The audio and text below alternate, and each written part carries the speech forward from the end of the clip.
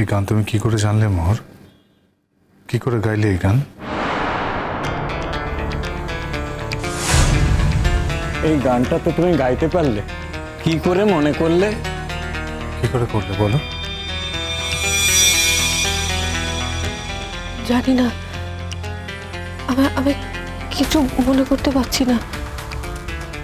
আমার মনে হলো এই গানের কথাগুলো আমার জানা, আর এই গানটা আমি এক সময় অনেক গেয়েছি। হ্যাঁ হ্যাঁ, সেটাই তো জিজ্ঞেস করা হচ্ছে, কোথায় গিয়েছিলে বলো? বলো না, বলো, মনে কর। মনে নেই, আমার কিচ্ছু মনে নেই। তোমার কি একটু মনে পড়ছে না? আচ্ছা ঠিক আছে, বেশ বেশ, তুমি চোখ বুঝে একটু ভাবার চেষ্টা করো না। চোখটা বুঝে একটু ভাবার চেষ্টা করো, একটু মাথায় চাপ দাও, একটু একটু ভাবো।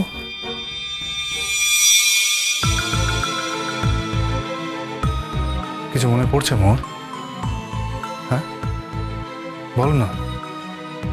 অনেক ভিড়, অনেক লোকজন, তুমি তাদের সবার মাঝখানে দাঁড়িয়ে আছো, এই গানটা করছো। আচ্ছা আচ্ছা, এই গানটা এই কোনো মুভমেন্টের গান? বলো বলো, মনে পড়ছে না? একটু একটু ভাবো। অথবা অথবা এই মন্দিরে কখনো গিয়েছো গানটা? কি হলো মোর, কিছু বলছো না কেন? তোমার মনে পড়ছে না? মনে পড়ছে না তোমার?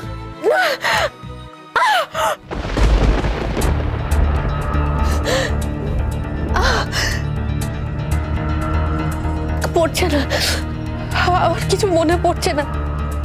আপনি কেন আমাকে বারবার জোর করছেন? কেন আমাকে জোর করে মনে করানোর চেষ্টা করছেন?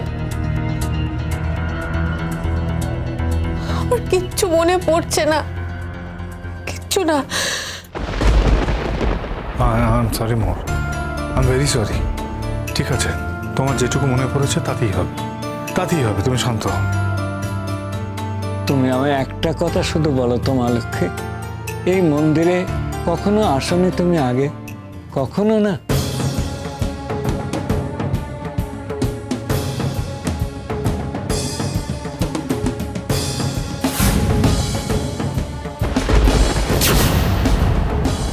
বাজে বাজে বাজে মনে আসছে, আমার পুরো মুহূর্তে সবকিছু গুলিয়ে যাচ্ছে। কেন গুলিয়ে যাচ্ছে? একদিন তুমি ঠিক পুরনো কথা তোমার মনে করতে পারবে।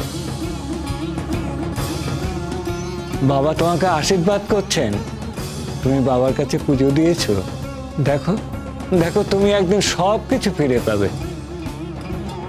তোমার যা যা হারিয়েছে তুমি সব ফিরে পাবে।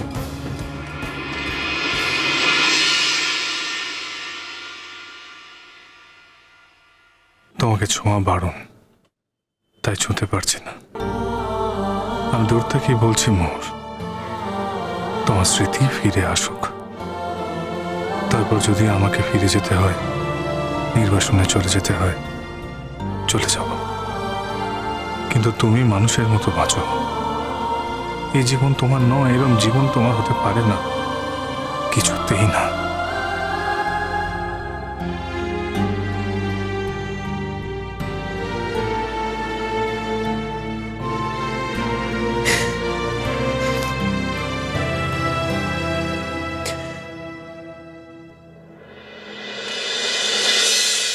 চ্যাটার্জিদা, ওই আপনার কেসটার কি খবর হলো? শুনেছেন? কমলিনী ব্যানার্জি কেসটা নিয়েছে।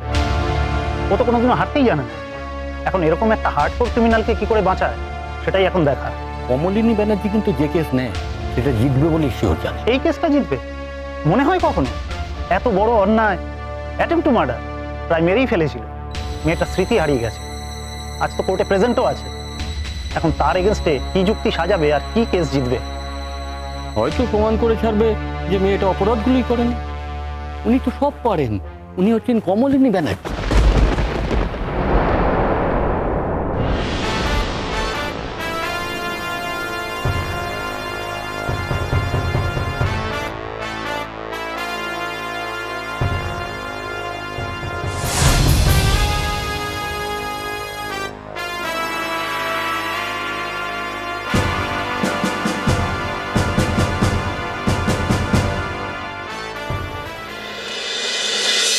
বসো।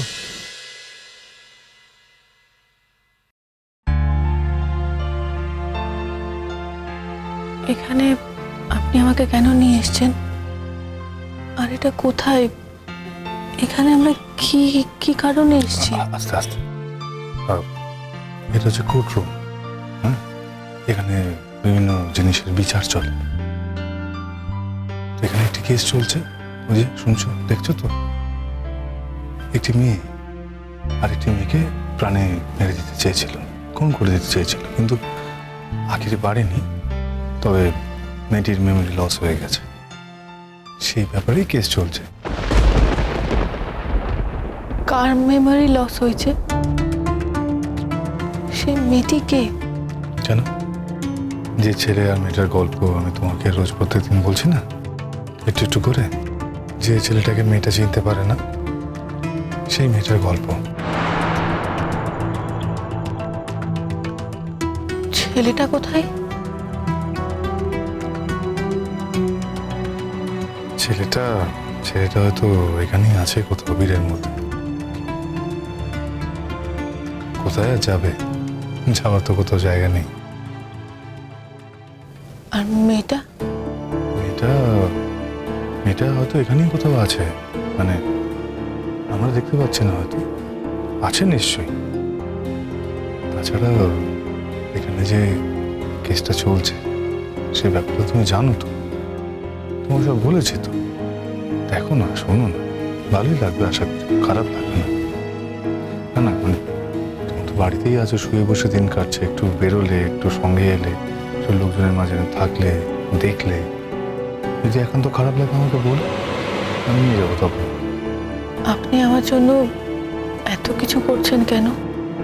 কারণ আমার প্রাণ ভমরাটা তোমার কাছে জমা আছে। কি?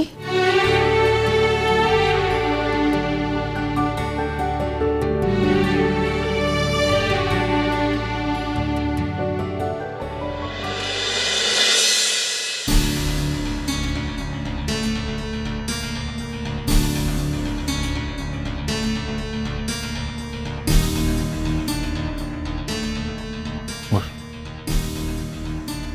Case number 48/21.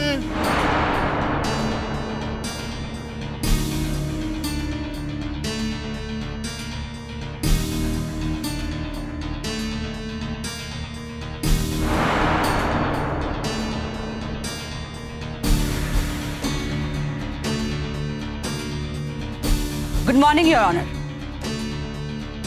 If you allow me, আমি আমার এই কেসটা সম্পর্কে আপনাকে একটু ব্রিফ করতে পারি। যদি অলরেডি আপনি ব্রিফ পেয়েছেন, তবু আমি নিজে যা বুঝেছি সেটা আপনার কাছে একটু প্রেজেন্ট করতে চাই। সংক্ষেপে উপস্থাপন করার অনুমতি দেওয়া হলো। Thank you sir.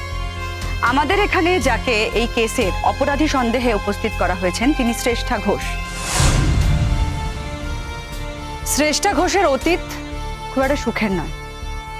শ্রেষ্ঠা ঘোষের অতীত খুব একটা স্বচ্ছও নয়।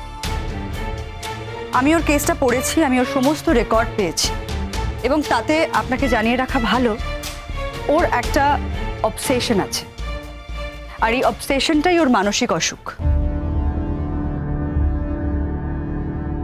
ইয়োর অনার, আমি বিখ্যাত মনোবিদ ডক্টর মাথুরের সঙ্গে কথা বলেছি।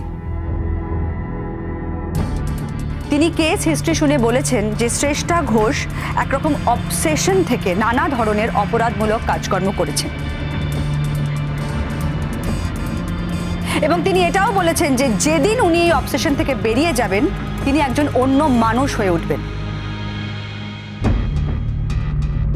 ইয়োর অনার, আমি বিশ্বাস করি যে শ্রেষ্ঠা ঘোষ একজন অন্য মানুষ হয়ে উঠেছেন, এবং যখন তিনি এই প্রসেসটার মধ্যে দিয়ে যাচ্ছেন, একজন অন্য মানুষ হয়ে উঠছেন, ঠিক সেই সময় আবার আমরা তাকে অপরাধী সন্দেহে জেল হাজতে ভর্তি করেছি, যেই কেসের বিচার এখন চলছে। ইয়োর অনার, আমি আশা করি আমার যুক্তি, আমার তথ্য এবং আমার অনুসন্ধান দিয়ে আপনাকে আমি বুঝিয়ে দিতে পারবো যে যেই কেসে শ্রেষ্ঠা ঘোষকে ধরা হয়েছে সেই কেসে শ্রেষ্ঠা ঘোষের কোনো ভূমিকাই নেই। Objection your honour.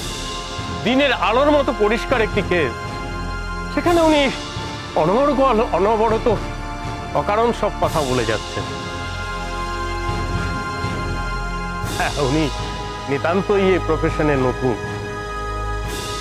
অবশ্য একের পর এক কেসে ছক্কা মেরে বেরিয়ে যাচ্ছেন, কিন্তু উনি যদি ভেবে থাকেন এই কেসে উনি ছক্কা মেরে বেরিয়ে যাবেন, তাহলে উনি ভুল করছেন, এটা ওনার জেনে রাখা ভালো। কারণ এই কেসের সমস্ত তথ্য প্রমাণ আমার হাতে আছে।